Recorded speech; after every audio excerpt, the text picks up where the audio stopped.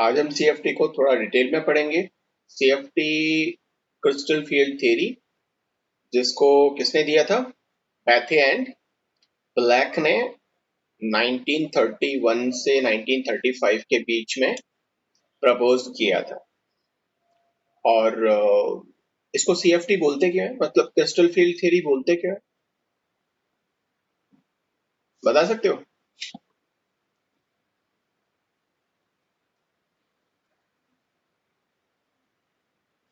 रितिका, बता सकते हो सिर्फ इसको क्रिस्टल फील्ड थ्योरी क्यों बोलते हैं?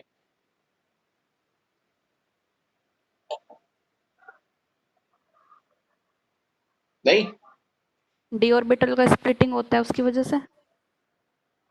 अभी ऑर्बिटल की स्प्लिटिंग की वजह से क्रिस्टल फील्ड थ्योरी क्यों बोलेंगे? डी ऑर्बिटल्स का और क्रिस्टल्स का क्या लेना देना, कुछ है?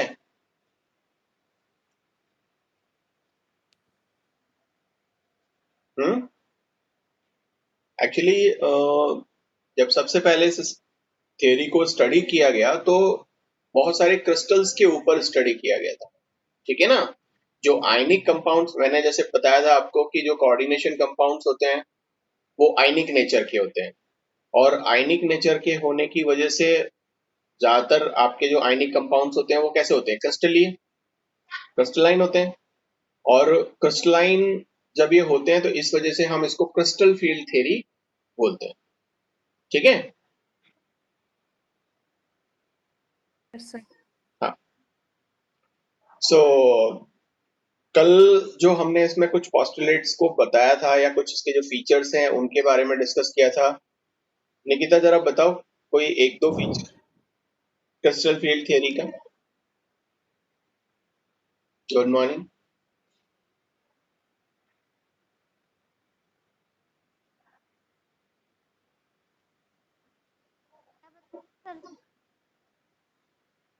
अरे, क्रिस्टल फील्ड थ्योरी के कल कुछ फीचर्स हमने देखे थे, है ना? स्टार्ट किया था क्रिस्टल फील्ड थ्योरी, तो आज मैं बात कर रहा हूँ कि क्रिस्टल फील्ड थ्योरी जो है वो क्या होती है। तो सबसे पहले अभी हमने बात की है कि पैथे एंड ब्लैक ने सबसे पहले इस थ्योरी को प्रपोज किया था 1931 से 1935 के बीच में। और क्रिस्टल फील्ड थ्योरीज को इसलिए बोलते हैं क्योंकि इनऑर्गेनिक कंपाउंड्स या इनऑर्गेनिक कॉम्प्लेक्स कंपाउंड्स या इनऑर्गेनिक कोऑर्डिनेशन कंपाउंड्स जो हैं वो आयनिक नेचर के होते हैं। और आयनिक कंपाउंड्स जो हैं वो ज्यादातर क्रिस्टलीय होते हैं। और क्रिस्टलाइन कंपाउंड्स को हमने स्टडी किया सबसे पहले इस थ्योरी के थ्रू, इस वजह से इसको हम क्रिस्टल फील्ड थ्योरी बोलते हैं। ठीक है? इतनी बात हमने अब तक इस क्लास में की है। अब जो हम बात, तो इसको थोड़ा सा और आगे लेके जाना चाह रहे हैं, और उसके लिए मैं आपसे पूछना चाह रहा हूँ कि कल जो हमने कुछ फीचर्स को स्टडी किया था क्रिस्टल फील्ड थ्योरी के, उनमें से कोई फीचर आप लोगों को याद है कि हाँ सब ये क्रिस्टल फील्ड थ्योरी का ये फीचर हमको याद है? The bond between matter and ligand is purely ionic. हाँ, मेटल और लिगेंड के बीच का जो बॉन्ड है वो आयनिक होता है। और देखो, आपके पास में बुक हो या ना हो, जब भी क्लासेस हमारी चाहे वो ऑफलाइन हो या ऑनलाइन हो, हमें क्या करना चाहिए? अपने जो नोट्स हैं वो जरूर बनाने चाहिए अपने लेक्चर के दौरान। ठीक है? तो उससे आप लोगों को बाद में समझने में भी थोड़ी सी आसानी होती है। ठीक बस। और पढ़ाने को तो देखो, जैसे आप बैठे हो वैसे मैं भी बैठा हूँ, ऐसे ही मैं आपको लेक्चर दे देता, लेकिन मैंने भी अपने आप को तैयार किया है, अपना कुछ सेटअप तैयार किया है जिससे आपको स्क्रीन पर कुछ लिख करके बता सकूं। हमारा ब्लैक बोर्ड जो है वो वहां पर रहता है ताकि आप लोग उस चीज को थोड़ा सा समझ सको, देख सको। हम्म,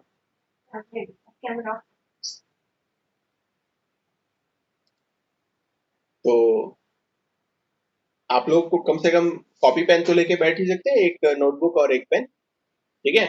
तो कल अगर मैंने कुछ फीचर्स के बारे में बताया था तो आप लोगों को थोड़ा सा बाद में जब आप पढ़ोगे तो आसानी हो जाएगी इस चीज के लिए। ठीक है? तो आप लोग थोड़ा सा ध्यान रखो इस चीज का।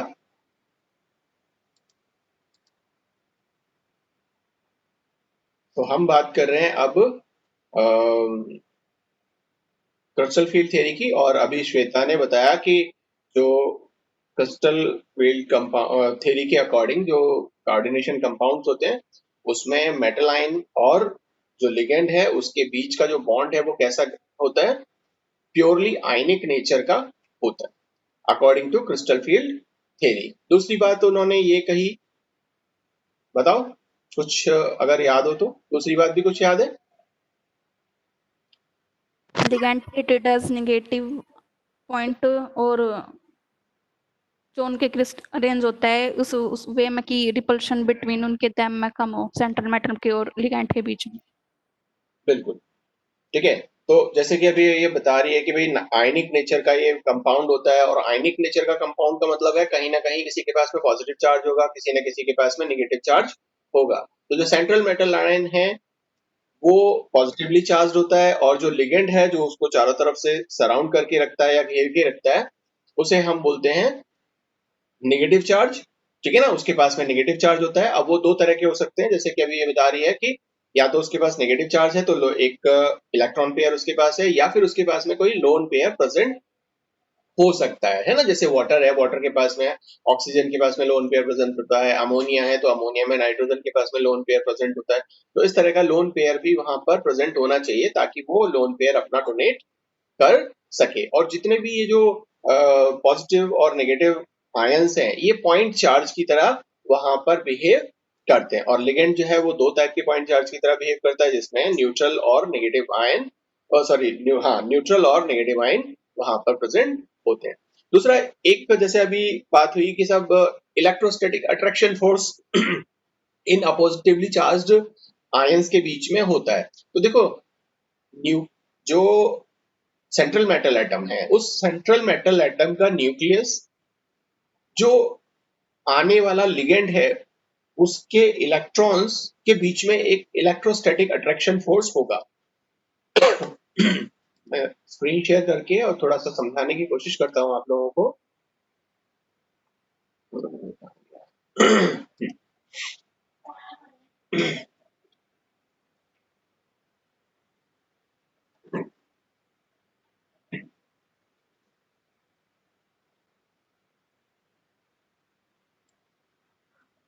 देख पा रहे हो? Yes sir. ओके।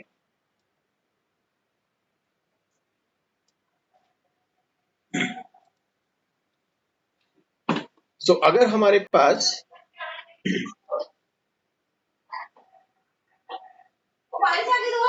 ये कोई सेंट्रल मेटल एटम है और इसके पास में पॉजिटिव चार्ज अगर है, ठीक है ना, तो ये पॉजिटिव चार्ज वाला जो positive ion central metal atom जिसे आप बोलते हो, और ये आपका कोई ना कोई लिगेंड जिसके पास में नेगेटिव चार्ज है, ये जब इसके पास में आएगा तो क्या करेगा, इसका जो प्रोटॉन है जो इसके पॉजिटिव चार्ज है वो क्या करेंगे, इसके इलेक्ट्रॉन्स को अपनी तरफ अट्रैक्ट करेंगे। ठीक है ना, एक अट्रैक्शन फोर्स यहां पर काम करेगा, अट्रैक्शन फोर्स।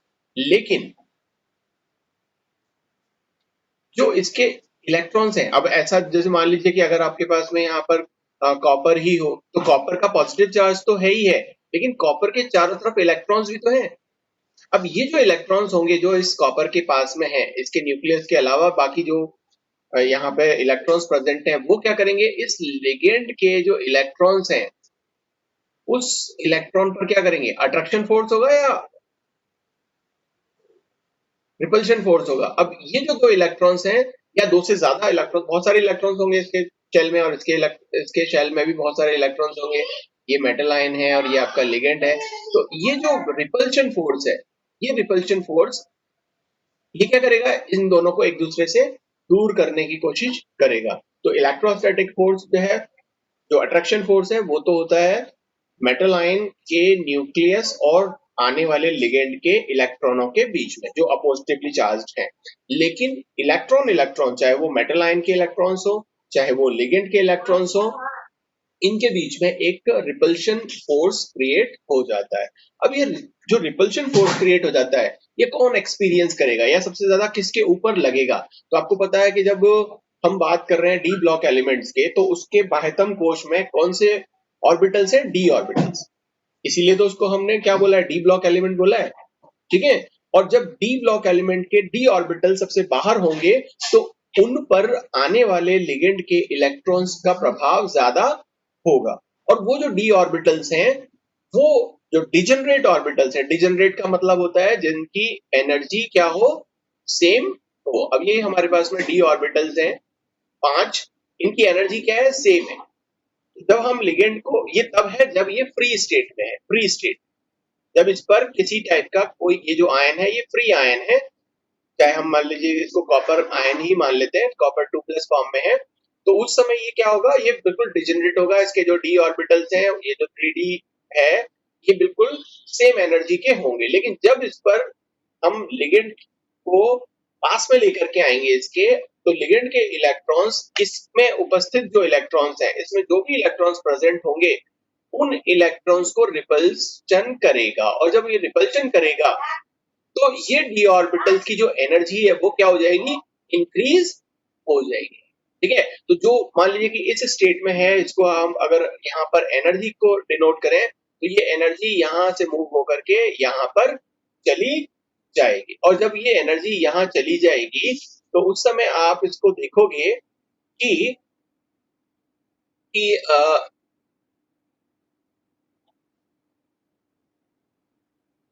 हो गए 5। तो ये जो एनर्जी इन डी ऑर्बिटल्स की थी वो यहाँ पर इतनी इंक्रीज हो गई, तो जो पहले इसकी एनर्जी इस लेवल पे थी वो एनर्जी अब इस लेवल पर हो गई, तो इतना एनर्जी में चेंज हो गया। लेकिन क्या सभी डी ऑर्बिटल्स की शेप एक जैसी होती है? भाई ये जो 5 डी ऑर्बिटल्स आपके पास में हैं, इन 5 डी ऑर्बिटल्स की शेप एक जैसी होती है या अलग अलग होती है?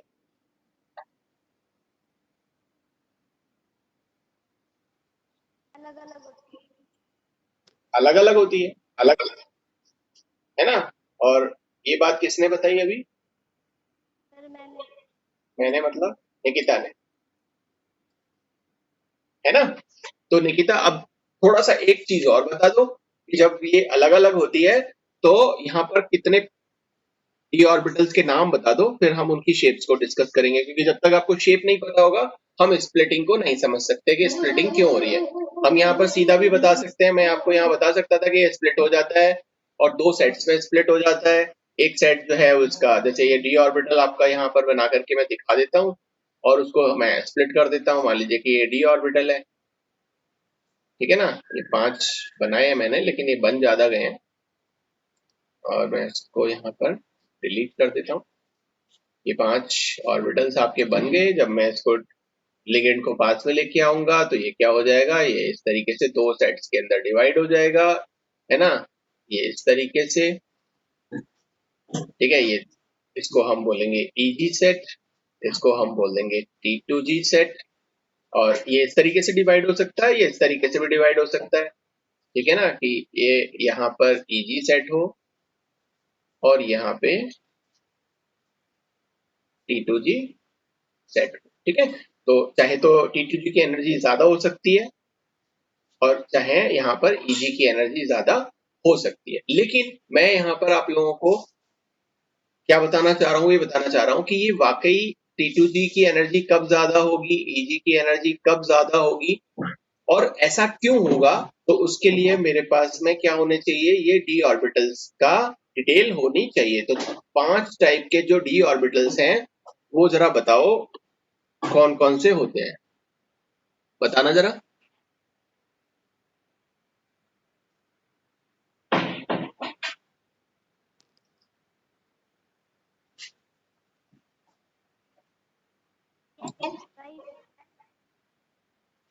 हाँ जी,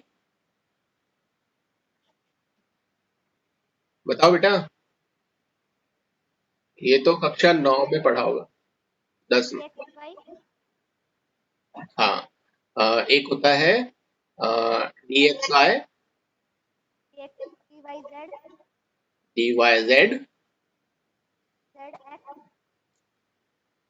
DZX, तो सॉरी,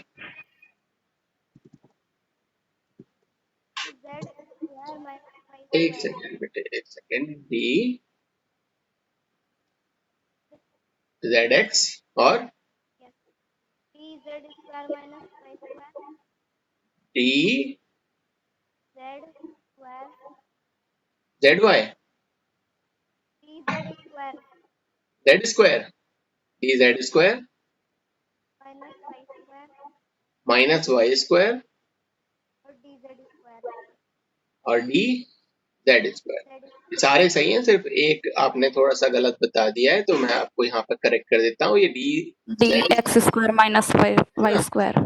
तो ये होता है आपका D X square minus Z square. ये 5 टाइप के ऑर्बिटल्स हमें यहाँ पर देखने को मिलते हैं, ठीक है ना। अब ये 5 अलग अलग टाइप के जो ऑर्बिटल्स हैं, ये इनको इस तरह का नाम क्यों दिया गया है, इनकी ओरिएंटेशन किस तरीके से होती है, उस पर थोड़ी सी बात करें। तो यहाँ पे अगर मैं एक्स वाई की बात करता हूं, ये जो एक्स वाई है इसकी मैं बात करता हूं, तो ये इस टाइप का ऑर्बिटल बनाएगा।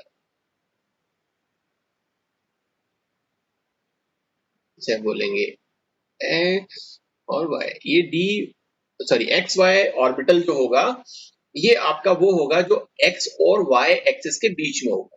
तो आप ये देख रहे हो कि ये आपकी वाई एक्सिस है, ये आपकी एक्स एक्सिस है, इन दोनों के बीच में ये ऑर्बिटल यहाँ पर प्रेजेंट है, ठीक है ना। एक इसका ये पॉजिटिव लोब है और ये इसका नेगेटिव लोब, ठीक है। तो इसको हम बोलेंगे डी एक्स वाई, ये हो जाएगा आपका डी एक्स वाई ऑर्बिटल। अगर आप इसी को आगे देखो, अगर एक ऑर्बिटल इस तरीके का हो हमारे पास और हमारा जो दूसरा ऑर्बिटल है वो है y और z के बीच में, तो इस तरीके से अगर मैं देखूं आपको, तो ये ऑर्बिटल कौन सा कहलाएगा, डी वाई जेड, क्योंकि ये y और z एक्सिस के बीच में प्रेजेंट है। ठीक बात है, आ रहा है समझ में?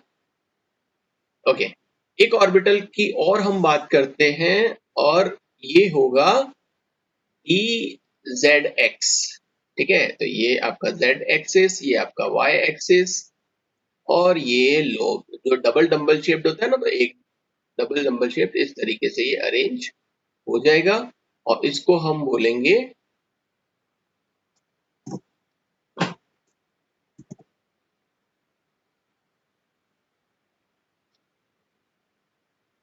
डी जेड एक्स, ठीक है।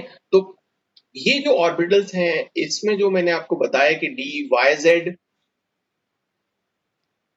चाहे हमने लिया डी जेड एक्स या हमने लिया डी एक्स वाई, इसमें एक्स और वाई एक्सिस के बीच में, इसमें वाई और जेड एक्सिस के बीच में और इसमें जेड और एक्स एक्सिस के बीच में ये ऑर्बिटल्स की ओरिएंटेशन होती है, ठीक है। अब एक और ऑर्बिटल हमारे पास में है जिसे हम बोलते हैं D X square minus Y square. अब ये क्या है, ये आपकी एक्स एक्सिस है, ये हमारे पास वाई एक्सिस है। इसमें जो दोनों लोब्स होती हैं ये एक्सिस के अलोंग होती है, ये एक्सिस के क्या होंगी, अलोंग होंगी। ये तो एक्सिस के बीच में है और ये एक्सिस के अलोंग होती हैं, और जब ये एक्सिस के अलोंग होंगी, इस वजह से हम इनको, ये दोनों एक्स एक्सिस और वाई एक्सिस के अलोंग हैं, इसीलिए हम इसको क्या बोलेंगे, D X square minus Y square, ठीक है। एक और ऑर्बिटल हमारे पास में है डी का, और वो हम क्या कहलाते हैं, उसको हम क्या बोलते हैं, डी जेड स्क्वायर। तो ये है हमारे पास में डी जेड स्क्वायर। अब ये डी डी जेड स्क्वायर क्यों है, क्योंकि दोनों, अब देखो जेड स्क्वायर है मतलब कि दोनों के दोनों जो लोब्स हैं इसके डी ऑर्बिटल के, वो इस जेड एक्सिस पर ही होंगे, ठीक है ना। ये दूसरे वाला जो है मैंने काला करके आपको दिखा दिया, ठीक है ना। ये हमारे पास में जो है वो जेड एक्सिस पर प्रेजेंट है, ठीक है। तो इस तरीके से ये 5 टाइप के जो वो हैं आपके ऑर्बिटल्स जो हैं वो होते हैं, जिसमें से 2 ऑर्बिटल तो आपको नजर आ गए किस तरह के हैं,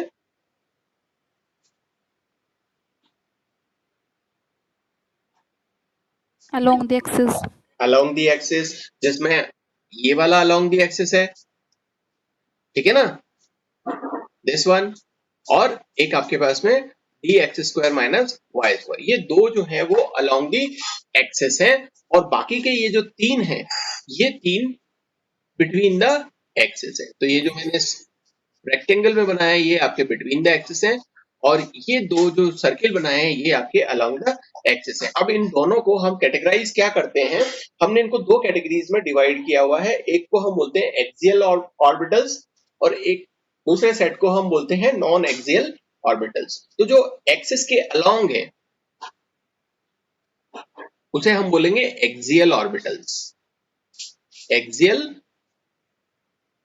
ऑर्बिटल्स। और ये कौन कौन से होंगे, ये होगा आपका डी जेड स्क्वायर, और दूसरा होगा D Y square minus X square minus Y square. ये दो ऑर्बिटल्स हमारे पास ऐसे हैं जो कैसे हैं, एक्सियल, और एक हमारे पास में दूसरा सेट होता है जिसको हम बोलते हैं non axial, non axial orbital. ये क्या होंगे, ये होंगे आपके D X Y, D Y Z और डी जेड एक्स, ठीक है। तो ये आपके पास में दो सेट्स में होते हैं, ठीक बात है बेटा। अब इस सेट को, ये जो आपका एक्सियल सेट है, इस सेट को हम बोलते हैं ईजी सेट, और इस सेट को हम बोलते हैं T2G ऑर्बिटल सेट। अब ये जो ईजी सेट है, इसको ईजी सेट क्यों बोला है, क्योंकि ये, और इसको ईजी नाम क्यों दिया है, क्योंकि एक आप पढ़ते हो ग्रुप थ्योरी, मैथमेटिक्स वाले कितने लोग हैं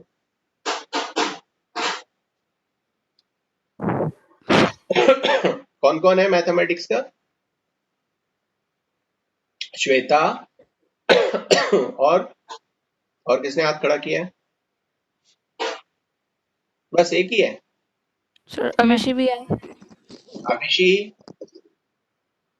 निधि, और निधि, मोनिका भी है। मोनिका कौन सी है ये, एक तो मैं शक्ल भूल गया हूँ सबकी, ये कौन कौन था। तो अभी दो तीन लोग जो हैं आप लोग मैथ्स ग्रुप के हो, तो मैथ ग्रुप में आप ग्रुप थियरी पढ़ते हो, ठीक है ना। तो ग्रुप थियरी के अकॉर्डिंग ये जो नाम है ईजी, ये ईजी नाम हमने ग्रुप थियरी के अकॉर्डिंग दिया हुआ है, और इस ई का मतलब जो होता है वो ई का मतलब होता है doubly degenerate set, doubly degenerate, degenerate set.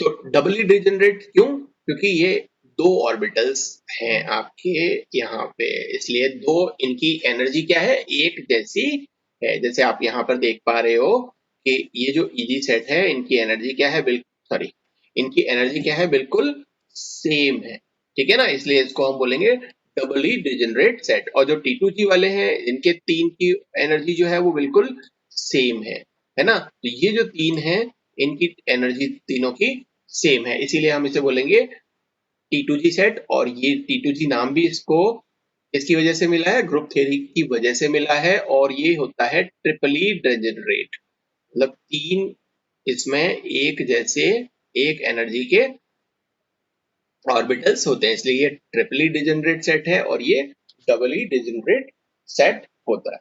Clear, ठीक है बेटा, नो, हाँ हाँ। अब क्या होता है, अब होता ये है कि अब तक हमने क्या पढ़ा, हमने पढ़ा कि सब आयनिक नेचर का होता है, हमने ये बात की कि सब सेंट्रल मेटल एटम जो है उस जो आपका ट्रांजिशन मेटल है वो पॉजिटिव नेचर का है, लिगेंड जो है वो निगेटिव नेचर का है, चाहे उसके पास में न्यूट्रल हो वो, लेकिन फिर भी उसके पास में किसी ना किसी टाइप का लोन पेयर प्रेजेंट होता है, इसलिए हम उसे पॉइंट नेगेटिव चार्ज बोलते हैं। तीसरा ये कि जब ये पास आते हैं तो डी ऑर्बिटल्स सेम नहीं रहते, एक जैसे नहीं रहते, उनकी एनर्जीज में चेंज हो जाएगा। अब जो आने वाला लिगेंड है, अब ये जो आने वाला लिगेंड है वो किस तरीके से आ रहा है, इस मेटल ऑर्बिट मेटल के पास में जिस ओरिएंटेशन से पास में आएगा या उसके अप्रोच करेगा, उस हिसाब से ये जो डी ऑर्बिटल्स का ये जो सेट है 5 ऑर्बिटल्स का, ये डिवाइड हो जाएगा। तो अगर जो लिगेंड्स हैं वो कैसे आए, ऐसे आए, ऐसे आएगा, इसका मतलब क्या है कि एक्सिस के बीच में से आ रहा है, और एक्सिस के बीच में आएगा तो ये वाले जितने भी ऑर्बिटल्स हैं जो इस एक्सिस के बीच में होते हैं, जो T2G सेट वाले जो ऑर्बिटल्स हैं, उनकी एनर्जी क्या हो जाएगी, इंक्रीज हो जाएगी। क्योंकि अगर बिल्कुल हेड टू हेड उसके ओवरलैप करेगा या पास पास आएगा तो आपको पता है ये मेटल आयन है, और ये जो दूसरा है वो क्या है, वो ये आपका मेटल आयन है, और ये आपका लिगेंड है। और ये जब इस दोनों इलेक्ट्रॉन्स पास पास आएंगे तो इसकी एनर्जी को क्या कर देंगे, इंक्रीज कर देंगे। जब इंक्रीज कर देंगे तो यहाँ जो डी ऑर्बिटल्स का सेट है ये किस में कन्वर्ट हो जाएगा, ये इस तरीके से कन्वर्ट हो जाएगा कि T2G जो है, जो ट्रिपली डिजेनरेट सेट है, जो कि नॉन एक्सियल है, उसकी एनर्जी इंक्रीज हो जाएगी। और जो EG सेट है, जो इसके अलोंग है, एक्सिस के अलोंग, उसकी एनर्जी क्या हो जाएगी, कम हो जाएगी। लेकिन अगर लिगेंड अप्रोच करता है कैसे, एक्सिस के अलोंग, अब एक्सिस के अलोंग अप्रोच किया, मान लीजिए कि ये एक्सिस है इसकी और इसके अलोंग अप्रोच किया इसने, तो यहाँ पर जो नेगेटिव चार्ज है और यहाँ पर जो नेगेटिव चार्ज है, उनके बीच का रिपल्शन बढ़ जाएगा। और इनके बीच का जब रिपल्शन बढ़ जाएगा तो क्या होगा, तो होगा ये कि जो ऑर्बिटल्स हैं, कौन से वाले, एक्सियल वाले, उसकी एनर्जी ज्यादा हो जाएगी। और उसकी एनर्जी ज्यादा हो जाएगी तो हमारे पास जो फिगर आएगी वो कुछ इस तरीके का आएगी कि ये जो EG सेट है उसकी एनर्जी ज्यादा हो जाएगी, और जो T2G सेट है उसकी एनर्जी कम होगी। मेरी बात समझ में आई सबको?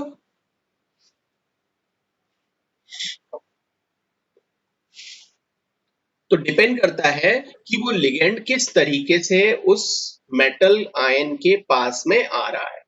ठीक है, तो अगर उसके ऑर्बिटल्स एक्सिस के बीच में आते हैं तो T2G ऑर्बिटल्स की एनर्जी इंक्रीज हो जाती है और EG की एनर्जी कम हो जाती है। लेकिन अगर ये एक्सिस के अलोंग आते हैं, एक्सिस के सामने से आते हैं, बिल्कुल उसके साथ साथ, तो यहाँ पर जो एक्सियल ऑर्बिटल्स हैं, जो आपका EG सेट है, उसकी एनर्जी इंक्रीज हो जाती है और T2G की एनर्जी कम हो जाती है। इतनी बात समझ में आ गई?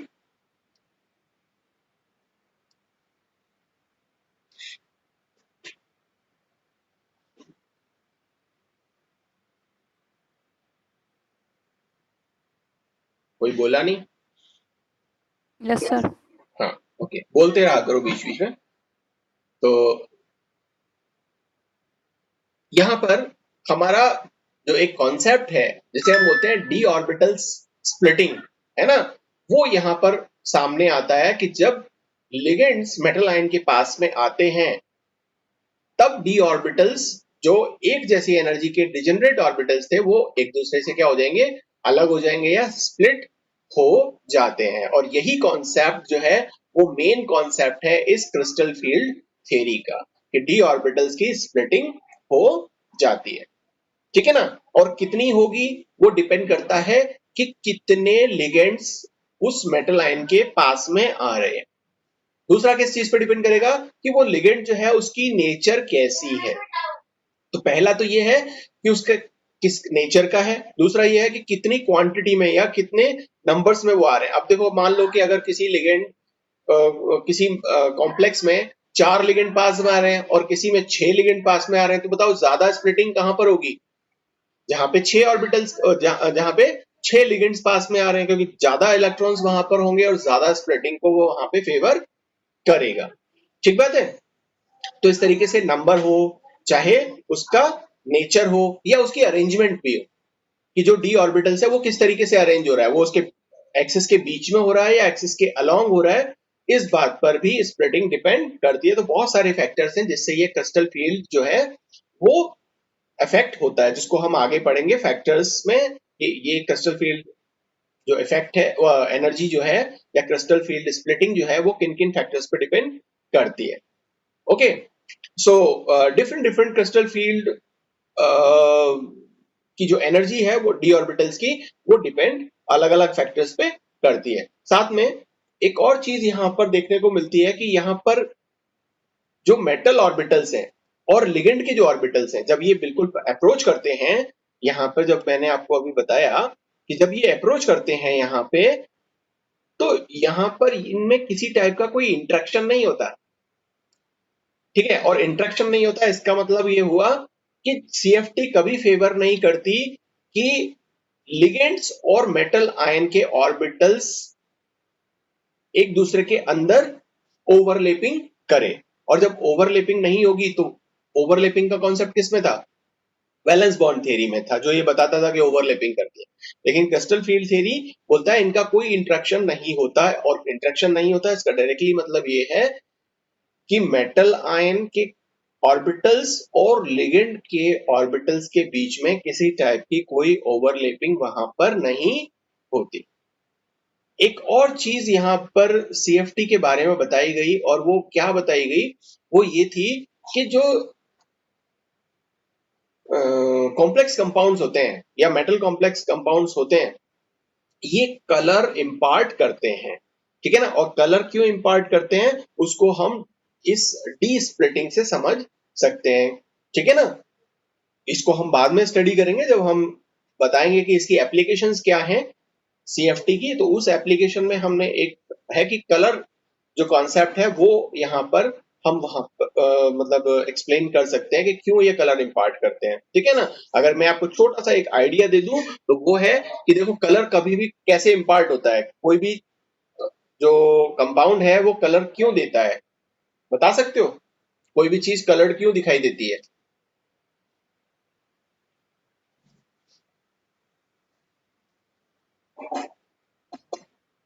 हाँ निकिता,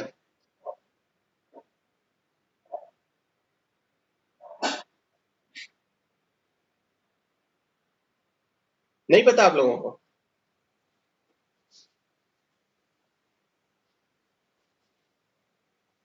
कोई भी कंपाउंड कलर क्यों दिखाई देता है? मैंने ये ब्लैक पहना हुआ है तो ये ब्लैक क्यों दिखाई दे रहा है? और किसी और ने अगर रेड पहना हुआ होगा तो वो रेड क्यों दिखाई दे रहा है? ये आपको इस व्हाइट बोर्ड पर जो मैं लिख रहा हूँ जितनी भी चीजें ये व्हाइट क्यों दिखाई, सॉरी रेड क्यों दिखाई दे रही है? कोई भी चीज कलर क्यों दिखाई देती है?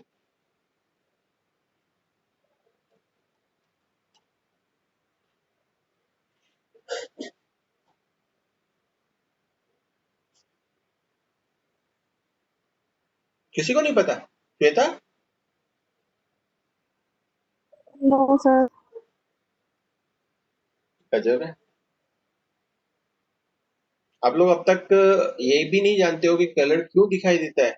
ऐसा तो नहीं होना चाहिए। अभी तो आप फाइनल ईयर में हो, ये बात तो मैं फर्स्ट ईयर में ही पढ़ा देता हूँ। वैसे तो आप लोगों ने 9th-10th स्टैंडर्ड में ही पढ़ी होगी ये बात, लेकिन फर्स्ट ईयर में भी मैं किसी न किसी जगह पर कोई ना कोई चीजें ऐसी आती हैं जहां पर मैं बता ही देता हूँ कि कलर किस तरह से दिखाई देते हैं। तो मैं आपको, देखो चलो ये थोड़ा सा हमारा अलग से टॉपिक हो जाएगा कि कलर क्यों दिखाई देता है। तो मैं आपको यहाँ पर बता दूं कि जब भी, अच्छा अंधेरे में आप देख सकते हो क्या? कोई भी व्यक्ति जब डार्क होता है, अंधेरा होता है, लाइट नहीं होती है, तो नहीं देख सकते ना कुछ भी? No sir.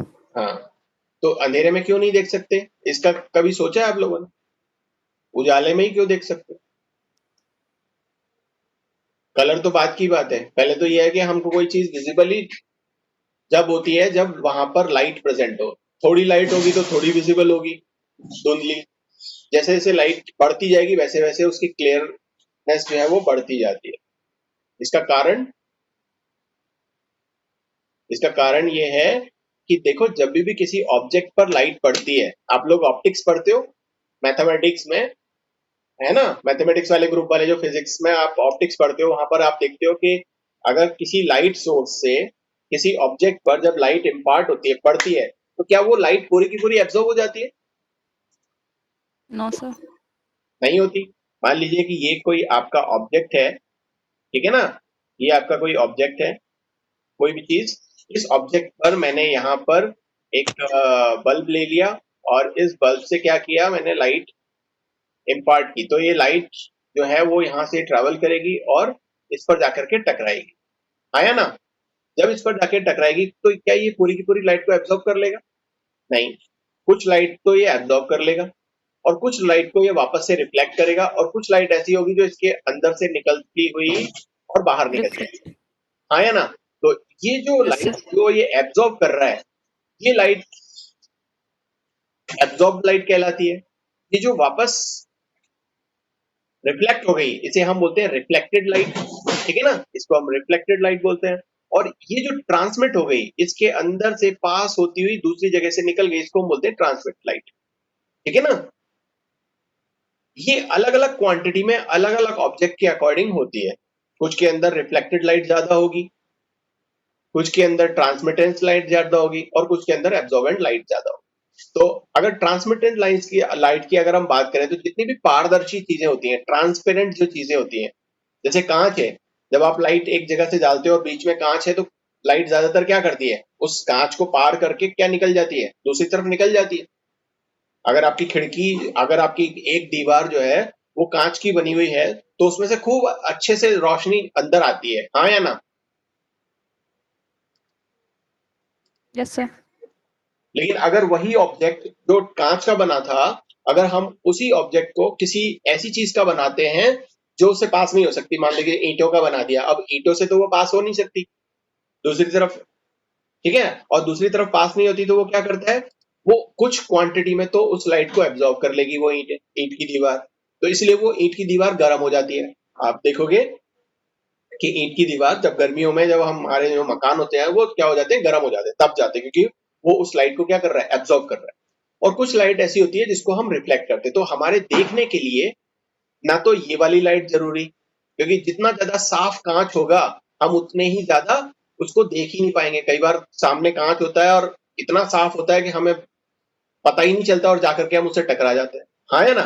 कई बार आपने देखा होगा, फिल्मों में भी देखा हो, खुद भी एक्सपीरियंस किया होगा, जितना ज्यादा साफ कांच होगा सामने और आपको पता ही नहीं चलेगा और आप जाके टकरा जाओगे उससे।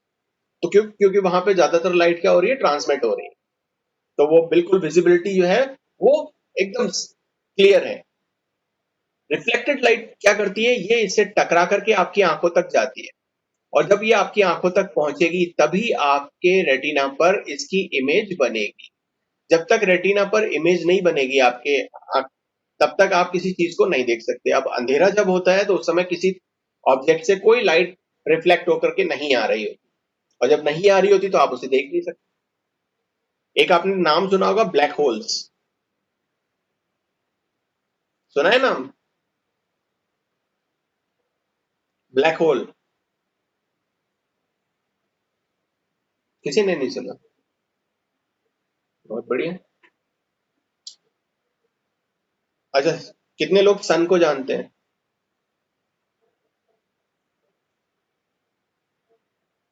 जानते हो सन, जानते हो?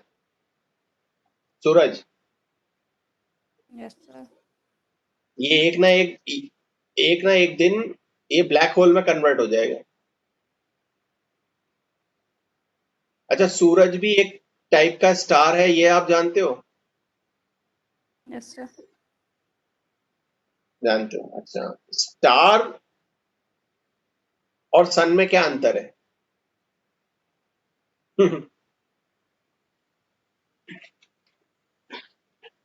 सन एक्चुअली वो होता है जिसकी खुद का लाइट सोर्स होता है, वो मतलब खुद किसी ना किसी तरह की लाइट जो है, या लाइट फॉर्म में या किसी दूसरे टाइप से एनर्जी जो है वो क्या कर रहा होता है, निकाल रहा होता है, उसको हम सन बोलते हैं। जिसकी खुद की एनर्जी होती है, खुद की लाइट एनर्जी होगी, उसको हम सन बोलेंगे।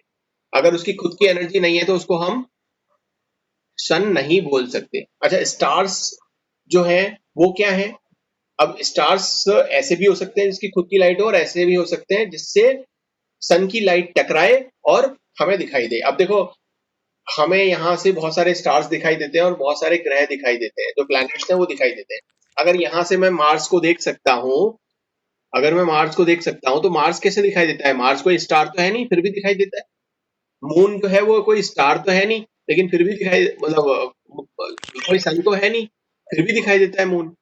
वो क्यों दिखाई देता है? क्यों? क्योंकि सन की लाइट उस पर पड़ती है और वो उस लाइट को क्या कर रहा होता है, रिफ्लेक्ट कर रहा होता है, और वो लाइट रिफ्लेक्ट होकर के हम तक आ रही होती है, इसलिए वो हमें चमकता हुआ दिखाई देता है। ठीक है ना? वो इसलिए क्योंकि वो रिफ्लेक्ट कर रहा है। अगर सोचो कि वो सारी की सारी लाइट को एब्जॉर्ब कर ले, अगर कोई एक प्लैनेट सारी की सारी लाइट जिस जो भी उस पर पड़ रही है उसको अगर एब्जॉर्ब कर ले, तो क्या वो दिखाई देगा? नहीं दिखाई देगा। क्यों? क्योंकि उससे कुछ लाइट रिफ्लेक्ट ही नहीं हुई, उसने सारी की सारी चीजों को एब्जॉर्ब कर लिया, इवन लाइट को भी एब्जॉर्ब कर लिया, तो उसे हम बोलेंगे ब्लैक होल। ठीक है? और ब्लैक होल का मतलब है कि वो किसी जो फिजिकल मटेरियल है उसको तो अपनी तरफ खींचता ही है, लाइट को भी अपनी तरफ खींचता है और उससे अपने आप से बाहर नहीं निकलने देता, इसीलिए उसे हम बोलते हैं ब्लैक होल। और हमारा सन, और ये अट्रैक्शन पावर जो है वो क्या है, उसकी ग्रेविटेशनल फोर्स है। जो जितना बड़ा तारा होगा या जो जितनी बड़ी ऑब्जेक्ट होगा, उसकी ग्रेविटेशनल फोर्स उतनी ही ज्यादा होती है। हाँ या ना? आपने सुना होगा कि अर्थ जो है उसकी ग्रेविटेशनल फोर्स मून से ज्यादा है। यहाँ पर अगर आप 1 मीटर जंप लगा सकते हो, तो वहां पर आप 6 मीटर जंप लगा सकते हो, क्योंकि वहां पर जो ग्रेविटेशनल फोर्स है वो 6 गुना कम है, क्योंकि उसका साइज जो है वो छोटा है। इतना तो समझ